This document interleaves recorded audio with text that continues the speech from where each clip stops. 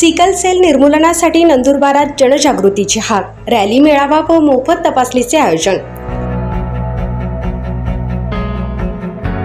जागतिक sickle sale दिनानिमित्त जिल्हा सिकल सेल नियंत्रण कक्षात सिकल सेल जनजागृती रॅली व मेळाव्याचे आयोजन करण्यात आले। अतिरिक्त जिल्हा शल्य चिकित्सक डॉक्टर नरेश पाडवी यांच्या प्रमुख उपस्थितीत हा कार्यक्रम उत्साहात पार पडला।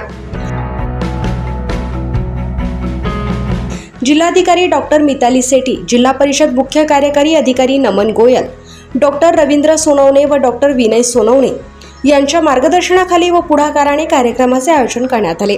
यावेळी अतिरिक्त जिल्हा शल्य चिकित्सक डॉक्टर नरेश पाडवी, अतिरिक्त जिल्हा आरोग्य अधिकारी doctor Harichand Kokani, doctor Kailassingh Rajput, doctor Vinod Naik, doctor Shikha Kulbhushan Pawar, समन्वयक राहुल सोनवणे, राकेश सेंदाने, नीलम साळवे, गौरव सकटे, छाया गावित आणि सुशील केदार उपस्थित होते।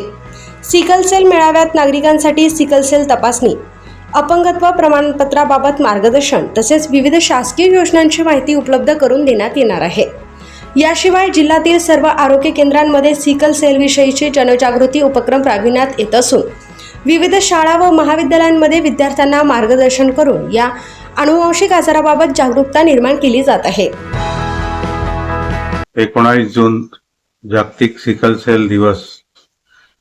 आजच्या दिवशी आपण आपल्या नंदुरबार जिल्ह्यात सिकल सेलचे भरपूर प्रमाण असल्यामुळे आपण सिकल सेल या आजाराबद्दल मार्गदर्शन करण्यासाठी व जनजागृती करण्यासाठी आज सकाळी जनजागृतीपर रॅलीचे आयोजन केले आहे। तसेच सिकल सेल दिनानिमित्त आपण सिकल सेल नियंत्रण कक्ष जिल्हा रुग्णालय नंदुरबार येथे सिकल सेल मेळाव्याचे आयोजन केले आहे। या मेळाव्यासाठी आपण